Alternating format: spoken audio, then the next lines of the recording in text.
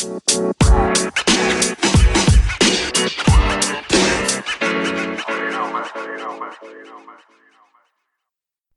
59% des Français ont des problèmes d'argent. Mais c'est un vrai paradoxe quand on voit exploser à côté les dépenses alimentaires. Pire encore pendant la crise du coronavirus. Les achats alimentaires sont faits tous les jours. Allez, hop, un petit paiement sans contact. Ils sont étalés tout le long du mois. Tiens, un petit coup de cœur en passant devant la boulangerie. Ou une petite fringale en passant devant un kebab à midi. Oh, le soir, j'ai la dalle après les cours. Allez, hop, un petit encas devant Netflix. Les frais de bouche explosent. Le gaspillage alimentaire a atteint son plateau, mais le pouvoir d'achat baisse. Incompréhensible. Comment chasser ces vieilles habitudes de consommation? Vous écoutez PAEF, le podcast du pouvoir d'achat qui vous fait du bien et qui vous fait gagner de l'argent. Je suis Nidouard Daoud, conseiller en pouvoir d'achat, fils de paysan. Tout comme vous, je suis excédé par le gaspillage alimentaire. Si vous êtes d'accord avec moi, partagez ce sentiment en vous abonnant à la newsletter sur www.paef.live.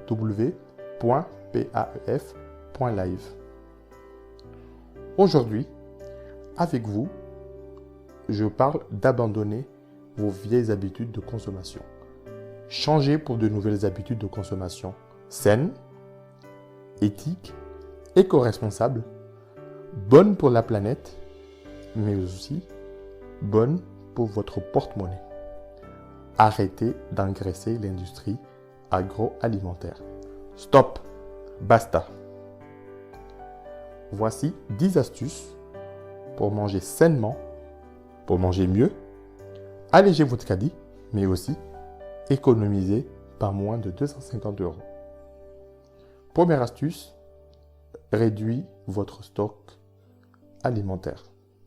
En réduisant la taille de votre frigo, vous mangerez sainement, vous mangerez mieux, mais en plus vous consommerez moins d'électricité. Résultat des courses, vous baissez à la fois votre facture d'électricité, mais aussi vous diminuez la quantité d'aliments qui pourrissent dans votre frigo. Astuce numéro 2. Il faut manger local. Soutenez votre marché local. Vous avez des maraîchers, vous avez des fermes à côté de votre domicile. Non seulement vous allez économiser du carburant, tout en soutenant l'emploi local, mais en plus, vous irez à pied. C'est bon pour la santé, mais c'est bon aussi pour votre porte-monnaie. Donc, vous allez manger des produits frais parce que vous y alliez sans doute régulièrement parce que ce n'est pas loin. Troisième astuce, il faut planifier votre cuisine. Planifiez votre assiette. Vous ne pouvez pas cuisiner tous les jours, ce n'est pas possible. Il faut organiser votre cuisine avec un planning de la semaine où vous avez des jours où vous allez cuisiner et vous allez aussi préparer et prévoir les achats en vue de cuisiner et mettre un petit peu dans votre frigo. Donc vous pouvez très bien le faire, vous pouvez vous inspirer. Il y a pas mal de comptes Instagram qui proposent justement d'organiser sa cuisine dans la semaine. Vous gagnez du temps, le soir vous n'avez plus à vous casser la tête. Quatrième astuce, il faut éduquer votre goût. Il faut vous adapter aux produits frais.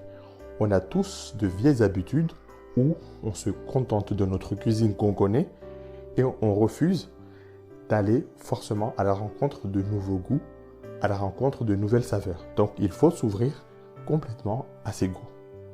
Cinquième astuce, il faut qu'on soit vigilant dans ce qu'on met dans nos caddies.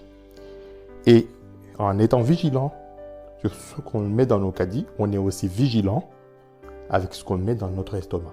Donc, on va utiliser deux applications que je vous conseille. C'est l'application Yuka et l'application Open Food Fact. Ce sont des applications qui vont vous conseiller, qui vont vous indiquer les additifs, les produits hyper transformés, la quantité de sel, la quantité de gras ou les produits s'ils sont hyper transformés ou pas. Ce qui vous aide à faire votre choix, mais aussi à manger sainement.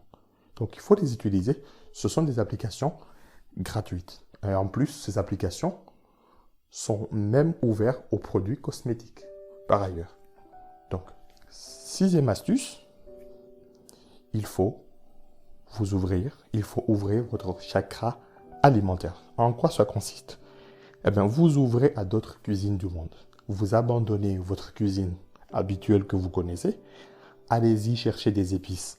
Allez-y chercher des recettes, des astuces sur YouTube. Vous avez des chefs, vous avez plein de passionnés de cuisine.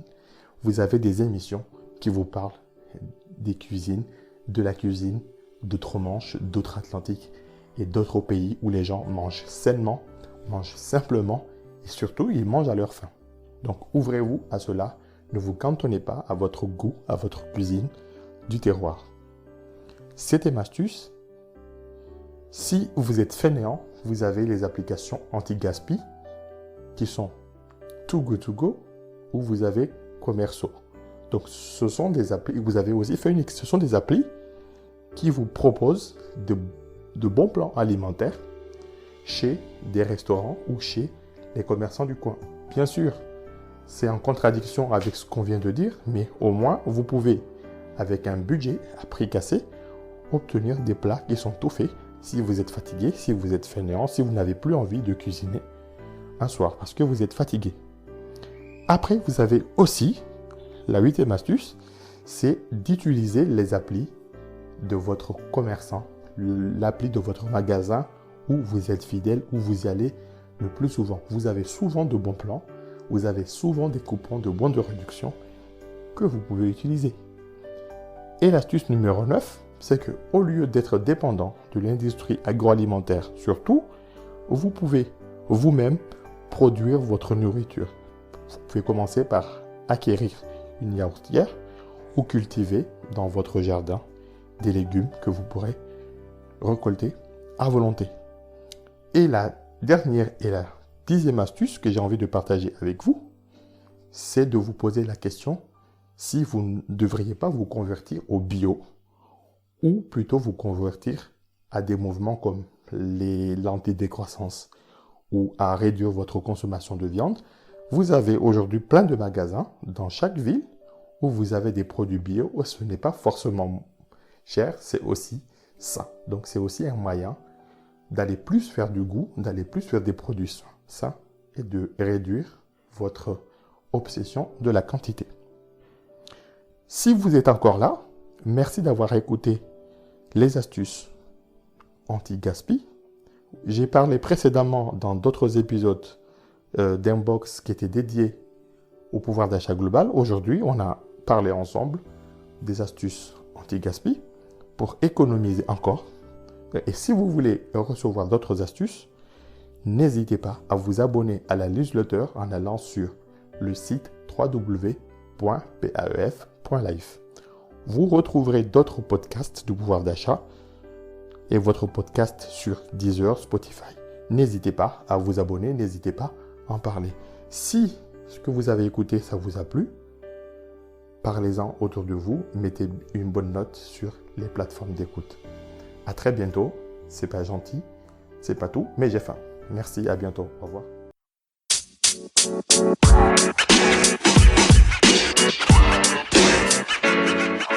You know, man.